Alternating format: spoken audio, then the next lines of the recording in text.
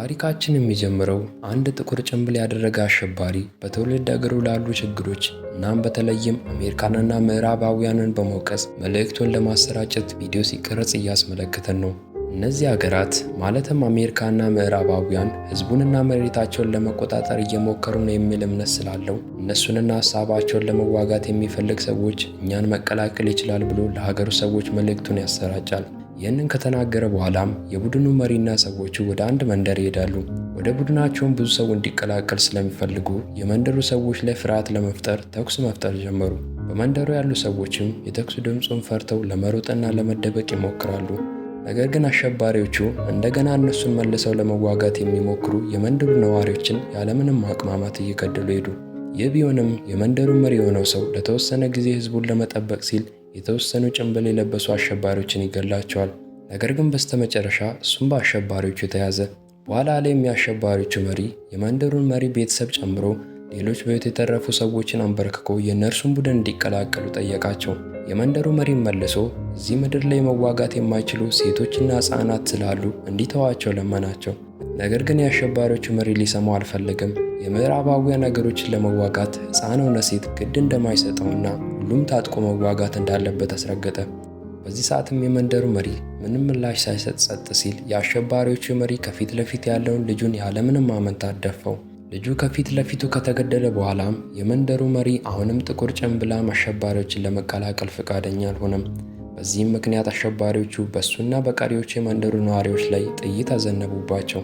በዚህ መሃልም የመንደሩ መሪ ሴት ልጅ በተአምር ተርፋ ከአሸባሪዎቹ ታመልጣለች። የአሸባሪዎቹ መሪም ስታመልጥ ተመልክቷት ሊተኩስ ሲል የመንደሩ መሪ ሚስት ትንንሽ ሴት ልጆችን እንዳይጎዳ ለምናው ስለነበረ እንድታመልጥ ተዋት። በቀጣዩ ቀንም የዩናይትድ ስቴትስ ፕሬዝዳንት ወደ ሌሎች የዓለም ሀገራት መሪዎች ደብዳቤ መጻፍ ይጀምራል። ደብዳቤውም ባለ ጥቁር ጭንብል ቡድንን ለማስቆም ከምዕራባውያን ጋር አብሮ መስራት እንደሚፈልግ ነበር የሚናገረው።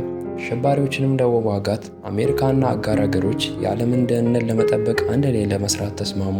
ከተለያዩ ሀገራት በተወጣጡ ምርጥ ወታደሮች የተመሰረተ ልዩ ቡድንን ፈጠሩ። ከእነዚህ ወታደሮች መካከል ዳንኤል እና ጄምስ ከአሜሪካ፣ ጋኔና ከሩሲያ፣ ራልፍ ከኢንግላንድ፣ ጃኮ ከፈረንሳይ እና ክሪስ የተባለ ወታደር ከዚያው ከአሜሪካ በመሆን ከባድ ጥምረት ፈጥረው ለጦርነቱ ተዘጋጁ። ከ3 ቀናት በኋላም በመካከለኛው ምስራቅ በሚገኝ ብላክ ሳይት ተብሎ በሚጠራው ምስጢራዊ ጣቢያ ላይ ፕሬስኮን የተባለ አንድ ሺህ አለቃ ይመጣል። ስሚዝ የተባለ ወታደርም እዚያው ነው አቀባበል ያደረገለት። በተመሳሳይ ጊዜ ማሪኖ የተባለ ሌላ ወታደርም እዚያው ይገኝ ነበር። እርሱም በአካባቢያቸው የጠላት ኃይል ካለ እየተመለከተ ነበር። ብዙም ሳይቆይ አዲሱ ልዩ ቡድን በመሪያቸው ብሬስኮ ፊት ለፊት ተሰበሰቡ። ማንም ስለማያውቀው ስለ ምስጢራዊ ተልእኮም ለሁሉም ነገራቸው። የመጀመሪያ ተልእኳቸውም መሐመድ አቪቭ የተባለ አንድን ሰው መያዝ አለባቸው። አቪቭ ብዙውን ጊዜ መሳሪያዎችን ለባለ ጥቁር ጭንብል ቡድን የሚሸጥ ህገወጥ የጦር መሳሪያ ሻጭ ነው። እሱን በመያዛቸውም የአደገኛውን አሸባሪ ቡድን መሪ መረጃ ለማወቅ ተስፋ አድርገው ነበር። ተልእኮም በጣም አጣዳፊ ከመሆኑ የተነሳ ቡድኑን አንድ ላይ ለማሰልጠን ጊዜም አልነበረም። እናም ወዲያውኑ ለተልእኮ እንዲዘጋጁ ተነገራቸው። በቀጥታም በሄሊኮፕተር ተወስደው አንድ ምድረ በዳ ላይ ከወረዱ በኋላ መሃድ የተባለ ኮረብታ እስኪደርሱ ድረስ በእግራቸው እንዲቀጥሉ ተነገራቸው። ራልፍ የተባለው አንደኛው ወታደርም ነገሮችን በራሱ መወጣት እንደሚችል በመተማመን ከቡድኑ በመገንጠል ወደ መንደሩ ገባ። ወደ አቪቭ ቤት ከደረሰ በኋላም ጠባቂውን በጸጥታ ከአካባቢው እንዲሄድ ነገረው። ይህ በእንዲህ እንዳለ ሌሎች የቡድን አባላት ራልፍ ጋር መጥተው አቪቭ ተደብቋል ብሎ ያሰቡበት ቤት ይገባሉ። ነገር ግን ውስጥ የነበረው አቪቭ አልነበረም። በዚህን ጊዜም ራልፍ በንዴት በአቪቭ ቤት ላይ ተኝቶ የነበረውን ሰው ሊገድለው ሽጉጡን ይመዛል። ነገር ግን ዳንኤል ንጹሐን ሰዎችን መግደል እንደሌለበት አስታወሰው። በመቀጠልም ራልፍ ዳንኤልና የተቀረው ቡድን ሌሎች ቤቶችን በመመርመር አቪቭን ማደን ይጀምራሉ። ለሁለት ተከፍለው እየፈለጉ ሳለም ጃክና እሱ አንድ ቤት ላይ ይገባሉ። በዚህን ጊዜም ውስጥ የነበረው ሰው በድንገት መሳሪያ ብድግ አድርጎ በእነሱ ላይ መተኮስ ጀመረ። ይህ በእንዲህ እንዳለ ሌሎች የቡድን አባላት አቪቭን በአንድ ክፍል ውስጥ ተደብቆ አገኙት። እዚያም ጋሊ በአቪቭ ጠረጴዛ ላይ ብዙ የሞባይል ስልኮችን ተመልክታ በፍጥነት ለምርመራ ሁሉንም ትወስዳቸዋለች። ተስፋ የቆረጠው አቪቭም ክሪስ ላይ ተኩሶ ሊገድለው ይሞክራል። ነገር ግን ዳንኤል በፍጥነት እርምጃ በመውሰድ አስቆመው። በተመሳሳይ ጊዜ የመንግስት ወታደር ወደ መንደራቸው እንደገባ የተገነዘቡ አሸባሪዎች ጃክሰንና እሱን ማሳደድ ይጀምራሉ። ዋናው ጣቢያ ላይ ደግሞ ማሪኖ ቡድኑ በደህንነት ለማምለጥ የሚያስችላቸውን መንገድ በመጠቆም ቡድኑን ለመርዳት ይሞክራል። ዛክና እሱም ከቡድኑ ጋር ከተቀላቀሉ በኋላ ሁሉም በጠላት እንደተከበቡ ተገነዘቡ። እናም በመካከላቸው ከባድ የተኩስ ልውውጥ ተከፈተ። በጦርነቱ መካከልም ዳንኤል መጥፎ ጉዳት የደረሰበትን ክሪስን ለመርዳት ይሞክራል። በሚያሳዝን ሁኔታ ግን ክሪስ በጣም ብዙ ደም ፈሶት ስለነበረ በሕይወት ሊተርፍ አልቻለም። በዚህ ሰዓትም ተጨማሪ ኃይል ወደ ቦታው መጥቶ አሸባሪዎችን ካጠፏቸው በኋላ ቡድኑንና የክሪስን ሬሳ ይዞ ወደ ጣቢያው ተመለሱ። ይህ በእንዲህ እንዳለ የጥቁር ቡድን አባል የሆነ አንድ ሰው ወደ አለቃቸው መጥቶ አቪቭ መገደል እንዳለበትና አለበለዚያ ግን እያንዳንዱ እርምጃቸው እንደሚታወቅባቸው አሳወቀው። ሆኖም የቡድኑ መሪ ይህ እንደሚከሰት አውቆ ስለነበረ በዜናው አልተጨነቀም። ይልቁንም ከምዕራባውያን ሀገራት ጋር ላለው ጦርነት ዝግጁ መሆን እንዳለባቸውና መሬታቸውን ከወራሪዎች ነፃ ለማውጣት በሱ ዕቅድ እንዲታመኑ ነገረው። ከዚያም ሁሉም ባለ ጥቁር ጭንብል አባላት ወራሪዎች ጥቃታቸውን እስኪጨርሱ ድረስ እንዲጠብቁ ትዕዛዝ ሰጠ። ወደ ብላክ ሳይት ስንመለስ ደግሞ ከአቪቭ ላፕቶፖችና ስልኮች ስለ ጥቁር ጭንብላሞቹ መረጃ ለማግኘት ሲመረምሩ ያስመለክተናል። በተመሳሳይ ጊዜ ደግሞ ዳንኤል እና ጄምስ ሬሳን ወደ አሜሪካ ከመመለሱ በፊት ለክሪስ ሐዘናቸውን ይገልጻሉ። ከዚያ በኋላም ጄምስ በተልእኮ ላይ ለክሪስ ሞት ተጠያቂው ራልፍ ነው በማለት ከእርሱ ጋር መፋለም ይጀምራል። ራልፍ በጣም ትዕቢተኛ ስለነበረ መላውን ቡድን ጉዳት ላይ እንደጣለ እየነገረው ሳለም ዳንኤል በመካከላቸው ገብቶ አስቆማቸው። አሁን ላይም ሁለቱም እንደ ልጅ ከመከራከር ይልቅ በክብር ሬሳውን መላክ ላይ እንዲያተኩሩ ይነግራቸዋል። ጣቢያው ላይ ደግሞ ብሪስኮ እና ቡድኑ በምድረ በዳ ላይ አንዳንድ ድንኳኖችን ያገኛሉ። እንደጠረጠሩትም ድንኳኖቹ የጥቁር ጭንብሎቹ ካምፕ ነበሩ። ብሪስኮም ወዲያውኑ ይህንን መረጃ ለልዩ ኃይል ቡድን ከነገራቸው በኋላ ቦታውን እንዲፈትሹ ለመላክ አዘጋጃቸው። በሚቀጥለው ቀንም በሄሊኮፕተር ዳንኤል እና ሌሎች ቡድኖች በአሸባሪው ካምፕ አቅራቢያ መጡ። ከኮረብታው አናት ላይም ሆነው ባለ ጥቁር ጭንብላሞችን መመርመር ይጀምራሉ። ጋሊናም አልሞ ለመተኮስ መሳሪያውንና ቦታውን አመቻችታ ስትጠብቅ፣ ሌላው ቡድን ደግሞ ጠላቶች የት እንዳሉ ካወቁ በኋላ የበለጠ ውጤታማ እንዲሆኑ ዳንኤል በሁለት ቡድን ከፈላቸው። ከዚያም ሁሉም ወደ አቅጣጫቸው በመሄድ ተልዕኳቸውን ጀመሩ። ጋሊናም ቡድኗን ለመጠበቅ ከላይ ሆና የጠላት ቡድንን መቃኘት ትጀምራለች። ዳንኤልና ቡድኑም ወደ ኮረብታ እንደተጓዙም ጋሊና አካባቢውን የሚጠብቁ 3 አሸባሪዎችን በጸጥታ አስወገደቻቸው። በፍጥነትም ዳንኤል እና ጃክ ከጀርባው በኩል ወደ ካምፑ በመግባት በርካታ ድንኳኖችን መፈተሽ ጀመሩ። በተጨማሪም ዳንኤል መንገዱ ላይ ያገኛቸውን አንዳንድ አሸባሪዎችን እያስወገደ ይሄዳል። በሌላ በኩል ደግሞ ራልፍ፣ ጄምስ እና ሱ በሌላ አቅጣጫ ወደ ካምፑ ደረሱ። በጋሊና እርዳታም 2 ተጨማሪ አሸባሪዎችን ከሩቅ አስወገደችላቸው። በዚህም ራልፍ እና ቡድኑ በቀላሉ ወደ ካምፑ መግባት ቻሉ። በተመሳሳይ ጊዜ ደግሞ ጃክ እና ዳንኤል በፍተሻው ሰዓት አንድ ካምፕ ላይ ጠንካራ የኬሚካል ቦምቦችን አገኙ። ይህንን መረጃን በፍጥነት ለብሪስኮ እየነገሩ ሳለም በድንገት ወታደሮቹ እንደመጡ ባወቁ አሸባሪዎች ጥቃት ይደርስባቸዋል። ከዚህ በኋላም የጥቁር ጭንብል ቡድኑ መሪ ሰዎችን ሁሉንም ጥቃት እንዲሰነዝሩ በፍጥነት አዘዛቸው። ከኮረብታው አናት ላይም ጋሊና ይህንን ተመልክታ ለነ ዳንኤል ተጨማሪ ባለ ጥቁር ጭንብል ወታደሮች እየመጡ መሆኑንና እንዲጠነቀቁ አዘዘቻቸው።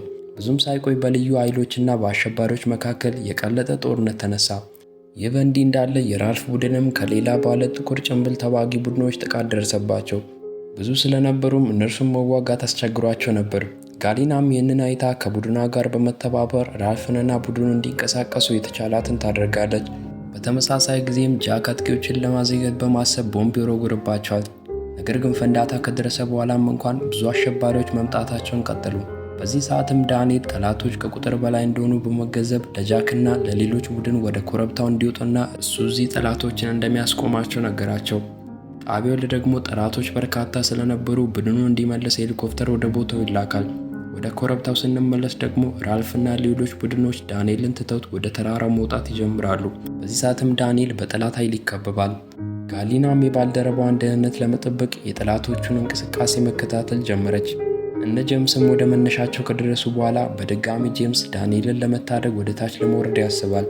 ነገር ግን ሌሎች አባላት አሁን እሱ ወደ ታች ከወረደ እንደሚሞትና ዳንኤልን ነፃ ለማውጣት በህብረት አንድ ላይ እንደሚመጡ አሳምነው አስቆሙት። ባለ ጥቁር ጭንብል ግዛት ላይ ደግሞ ዳንኤል ራሱን እንዲስት ካደረጉ በኋላ ለአለቃቸው አሳልፈው ሰጡት። በሌላ በኩል ደግሞ ራልፍ ስለ ዳንኤል እየተጨነቀ ወደ ጣቢያው ደረሰ። እዚያም ዳንኤል ለቡድኑ እጅግ አስፈላጊ ስለሆነ በተቻለ ፍጥነት እንደሚያድነው ለብሪስኮ ቃል ይገባል። ብዙም ሳይቆይ ብሪስኮ ባለ ጥቁር ጭንብል ቡድን ባለ ጋዝ ቦምብ ለፍንዳታ እያዘጋጀ እንደሆነና ነገር ግን ቦምቡን የት ለመጠቀም እንዳሰበ እንደማያውቁ ለፕሬዚዳንቱ ነገረው። ከተወሰነ ጊዜ በኋላም ጋሊና የአቪቫን ስልክ ቼክ ስታደርግ ባለ ጥቁር ጭንብላሞቹ ያረፉበትን ቦታ የሚጠቁም መረጃ ታገኛለች። ይህ በእንዲህ እንዳለ የአሸባሪዎቹ መሪ ዳንኤልን ይዞት አሁን ላይ ስላላቸው እቅድ እንዳለ ለማወጣጣት ይሞክራል። ነገር ግን ዳንኤል ምንም ሊነግረው ፈቃደኛ አልሆነም። የአሸባሪዎቹ መሪም መልሶ የፈለጉትን ያህል መንግስታት ቢተባበሩም ዓለም ከነሱ መሬት ላይ አይኗን እስካላነሳች ድረስ አመፁን እንደማያቆም ነገረው። ንግግሩን ከጨረሰ በኋላም በጭካኔ የዳንኤልን ልጅ ለማሰቃየት ይቆርጠዋል። በሚቀጥለው ቀንም ልዩ ኃይሎች ስልኩ ወደ ጠቆመ ቦታ ለመሄድ መዘጋጀት ይጀምራሉ። የብሪስኮንም መመሪያ እየጠበቁ ሳለ ብሪስኮ ወደ እነሱ መጣ። በዚህ ሰዓትም ስልታቸውን የበለጠ የረቀቀ ለማድረግ ከአካባቢ ሰዎች ጋር እንዲደባለቁ አንዳንድ ልብሶችን ይሰጣቸዋል። በሌላ በኩል ደግሞ የሽብርተኞቹ ቡድን አባል የሆነው አንድ ሰው ወደ አለቃው በመምጣት የኬሚካል ቦምቡን ለመፈተሽ ዝግጁ መሆኑን ነገረው። እንደ ሙከራም በጣቢያው አቅራቢያ የሚገኝ መንደር ላይ ለመጠቀም ያቅዳሉ። ይህ የኬሚካል ቦምብ መርዛማ ጋዝ ለመልቀቅ የተቀየሰ ነው። እናም በጥቂት ደቂቃዎች ውስጥ የተነፈሰው ሰው በቅጽበት ይሞታል። የአሸባሪዎቹ መሪም በዚህ መሳሪያ የተነሳ ዓለም በቅርቡ ለባለ ጥቁር ጭንብል ቡድን እንደሚሰግድ ያምናል። የቦምብ ሙከራ በታቀደበት መንደር ላይም የመንደሩ ነዋሪዎች ከባለ ጥቁር ጭንብል ቡድን ጋር ለመዋጋት ተሰብስበው ነበር። በዚያውም የመንደሩን ሰዎች መስለው ልዩ ኃይሎች ለሶስት ተከፋፍለው ወደ መንደሩ ይገባሉ። የአሸባሪዎቹ ቡድን ወደ መንደሩ እንደገቡም የመንደሩን ነዋሪዎች ለማስፈራራት የመንደሩን አለቃ እንደ ታጋች ይይዙታል። በዚህ ሰዓትም ብሪስኮ የሚደረገውን ነገር እንዳለ በቅርበት እንዲከታተሉ ለቡድኑ አዘዛቸው። በሌላ በኩል ደግሞ ጋሊና ከስናይፐሯ ጋር በህንፃው አናት ላይ ቆማ የአሸባሪውን መሪ ለመግደል ትጠባበቃለች። ሆኖም ግን መሪው ተመልክቷት ስለነበረ የመንደሩን መሪ ገድሎ ቦምቡን አክቲቬት ያደርገዋል። በዚህ ሰዓትም ልዩ ኃይሎች መንቀሳቀስ ይጀምራሉ። እናም ብዙም ሳይቆይ በእነሱና በባለ ጥቁር ጭንብላሞቹ መካከል ከባድ ጦርነት ተነሳ። ጣቢያው ላይ ያለው ብሪስኮ ደግሞ ለቡድኑ ቦምቡ ፈንድቶ መንደርተኞችን ከመጨረሱ በፊት ቦምቡን ማክሸፍ ላይ እንዲያተኩሩ ነገራቸው። ይህ በእንዲህ እንዳለ ራልፍና ጄምስ የመንደሩ ነዋሪዎችን እንዲያመልጡ ለማድረግ ይሞክራሉ። ሌሎች ቡድናት ደግሞ ምናልባት ቦምቡ ከፈነዳ ጉዳት እንዳይደርስባቸው የመንደሩን ነዋሪዎች ለማስመለጥ ይሞክራሉ። በስተመጨረሻም ነዋሪዎቹን ከመንደሩ ካወጡ በኋላ ያላቸውን ኃይል እንዳለ በመጠቀም የጠላት ቡድንን ያሸንፋሉ። ምንም እንኳን አሸባሪዎች ተሸነፈው ቢሆንም የኬሚካል ቦምቡ አሁንም እየቆጠረ ነበር። በዚያን ጊዜም ጉዳት የደረሰበትና ክንዱን መጠቀም የማይችለው ጃክ ከአንድ ደቂቃ ባነሰ ጊዜ ውስጥ ቦምቡን እንዴት ማስቆም እንደሚችሉ ለራልፍና ለጋሊና መመሪያ ይሰጣል። እነርሱም በተነገራቸው መሰረት አረንጓዴውን ሽቦ ቆርጠው በተሳካ ሁኔታ ቦምቡን ያከሽፉታል። ተልዕኳቸውን ከጨረሱ በኋላም ሁሉም ወደ ጣቢያቸው ይመለሳሉ። ነገር ግን ዳንኤል አሁንም በአሸባሪዎቹ ታግቶ ነበር። የአሸባሪዎቹ መሪም ዳንኤልን ሲያሰቃየው ቪዲዮ በማንሳት ለብሪስኮ ይልክለታል። በዚህን ጊዜም ብሪስኮና ቡድኑ ዳንኤል አሁንም በሕይወት እንዳለ ይመለከታሉ። ፊልሙም በስተመጨረሻ ቡድኑ ዳንኤልን ለማዳን ቆርጦ ሲነሳ እያስመለከተን ይጠናቀቃል።